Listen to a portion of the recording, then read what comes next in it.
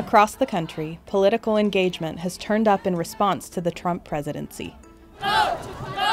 2018 is the most expensive midterm election ever. Money is flowing, and not just at the federal level. State and local elections have major national consequences across the board, from redistricting and voter suppression to reproductive rights and Medicaid expansion. For years, Republicans have targeted their efforts to influence state races. Meanwhile, Democrats have been focused on national campaigns and fallen far, far behind in the states.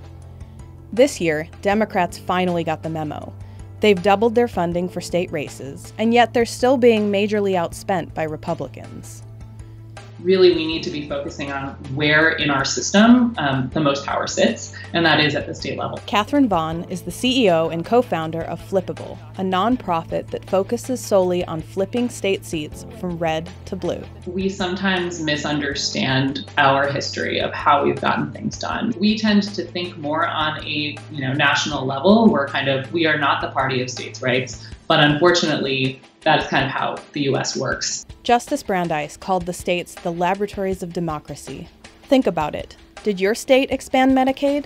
Did it pass marriage equality before the 2015 Supreme Court ruling? Or what about during the Civil Rights Movement? Did your state integrate schools before the federal government forced it to? Back in 2010, the GOP harnessed the power of state legislatures.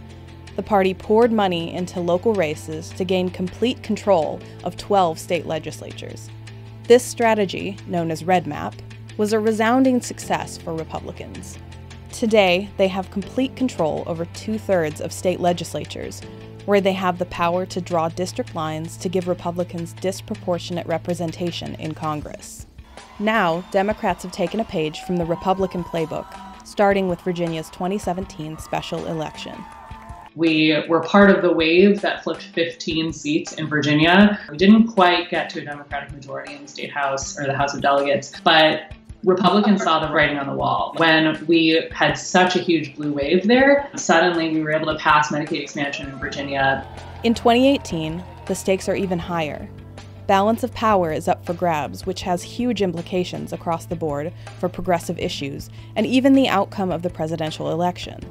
Nearly 800 seats on the ballot this year will have an impact on redistricting in 2020. Flippable has zeroed in on 10 states where they think Democrats can make gains. Wisconsin is one of them.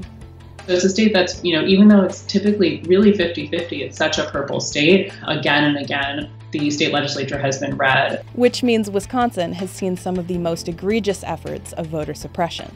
Through gerrymandering and voter ID laws, two tactics that target likely Democratic voters, Republicans can maintain their control of the state. So you have a state that's 50-50, but through all of these different means, the government, and particularly the state government, has been chipping away at Democrats' ability to have any sort of power or influence in the state. Wisconsin is 2 seats away from flipping blue. That's a totally red state where if we're able to chip away at that Republican majority, suddenly we have a completely different policy landscape. No matter the issue, be it reproductive rights, gun control, climate policy, voter suppression, and even determining the commander-in-chief, the states are the architects of America's domestic policies. Going forward, especially in 2019, people need to understand what's happening in their states near them, not just what's happening in Congress, where, not much gets done, as we've seen over the past couple of years.